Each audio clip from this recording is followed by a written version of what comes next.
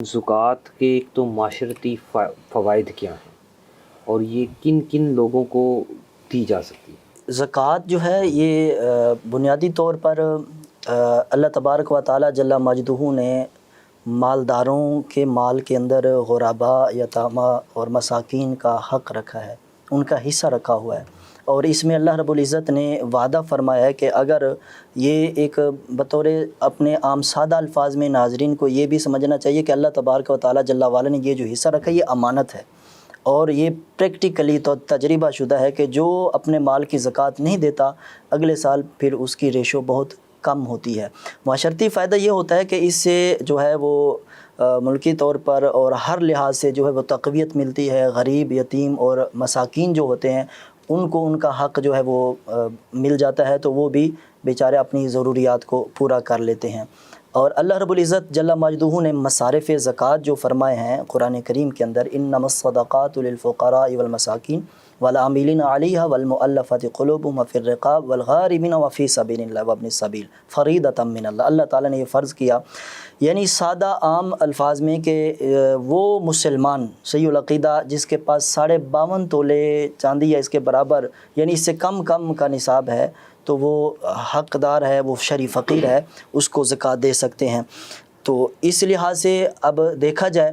تو جو شرعی فقیر ہے اسی کو زکوٰۃ دینا ہے، جو روایتی اور عام یعنی کہ چل رہے ہوتے ہیں پیشہ ور، اس کو نہیں دینی چاہیے زکوٰۃ۔ اور جو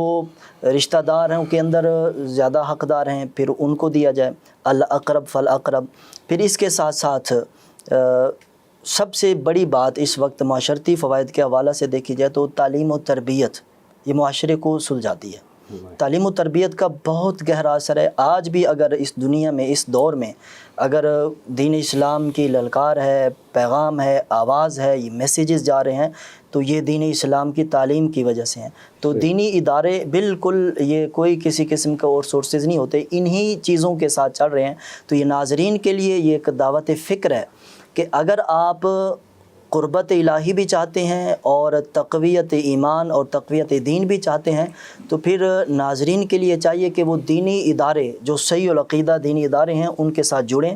اور اپنے اموال کی زکوٰۃ ان کو ادا کریں، اور تاکہ وہی دین کے طالب علم آگے جو ہے وہ دین اسلام کا پرچار کر سکیں۔ اور اچھا، اگر کوئی شخص جو ہے وہ زکوٰۃ ادا نہیں کرتا تو اس کے لیے کیا ہوگا؟ اللہ اکبر، یہ تو اللہ تبارک و تعالی جل مجدہ نے قرآن کریم میں سخت وعید فرمائی ہے۔ نبی صلی اللہ علیہ وسلم کو اللہ تعالیٰ نے مخاطب فرمایا کہ محبوب صلی اللہ علیہ وسلم آپ ان کو خوشخبری دیں دردناک عذاب کی، جو اپنے اموال کی زکوٰۃ نہیں کرتے، یہ ان کو ان کے اموال جباہہم و جنوبہم ھذا ما کنزتم فذوقوا ما کنتم تکنزون، یہ وہی مال ان کے چہروں کو پیشانیوں کو وہ داغا جائے گا اور ان کو کہا جائے گا چکھو اب مزہ اس مال سے جو تم چھپا کر یا جمع کر کے رکھتے تھے نا وہ خزانہ، اب وہ تمہارے لیے وبال جان بن چکا ہے۔ اس وقت پھر وہ موت مانگیں گے، موت بھی نہیں آئے گی، اتنا سخت معاملہ ہوگا۔